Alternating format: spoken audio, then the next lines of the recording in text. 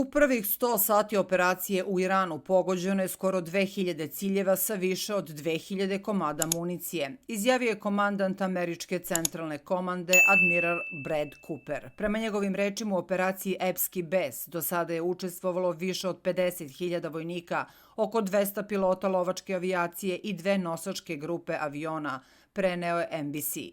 Više masivnih eksplozija pogodile su Teheran četvrtu noć zaredom, a reč je o najtežem bombardovanju u dosadašnjem sukobu Sjedinjenih Američkih Država i Izraela sa Iranom, prenela je Al Jazeera.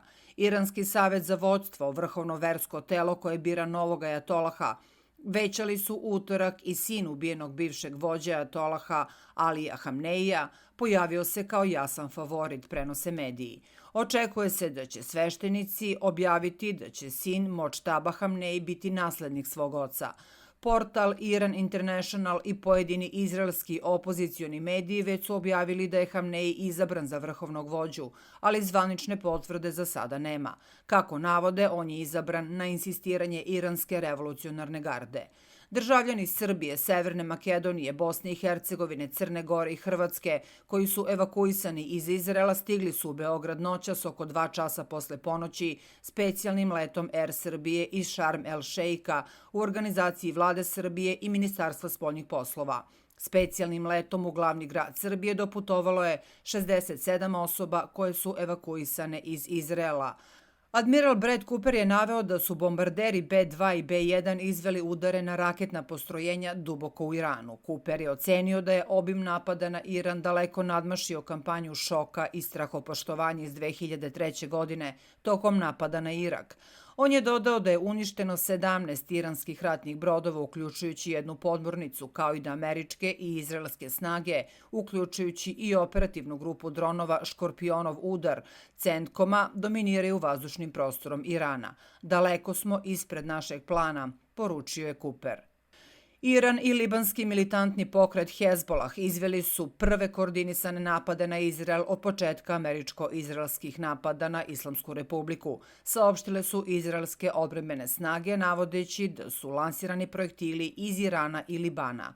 Izraelske odbrambene snage saopštile su da je iz Irana lansirana jedna raketa, dok je iz Libana pod kontrolom Hezbolaha ispaljeno 6 projektila, uključujući bespilotne letelice, dok su 2 osobe povređene, prenosi INET. Napad je gotovo istovremeno aktivirao sirene za vazdušnu opasnost u Jerusalimu i Tel Avivu, a iznad centralnog dela Izraela primećeno je presretanje projektila. NATO je osudio današnje iransko ciljanje Turske i poručio da odlučno stoji uz Ankaru i sve saveznike, saopštila je portparolka Alijanse Alison Hart, navodeći da je odbrambeni i odvraćajući kapacitet saveza, uključujući protivvazdušnu i protivraketnu odbranu, snažan.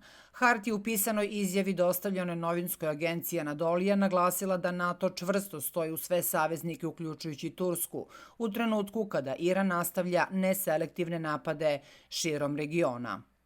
Američka podmornica je torpedom pogodila i potopila iranski ratni brod u međunarodnim vodama po prvi put posle Drugog svetskog rata, izjavio je ministar odbrane SAD-a Pete Hegseth. Fregata Iris Dena vraćala se sa zajedničke vojne vežbe sa oko 180 članova posade. Poslala je poziv za pomoć u sredu ujutru kada se nalazila oko 25 milja južno od Šrilanke. Mornarica Šrilanke je uspela da spase 32 osobe, a za ostalima se još traga. Lokalne vlasti su potvrdile pogibiju najmanje 80 članova posade. Pentagon je objavio i snimak torpedovanja iranskog broda.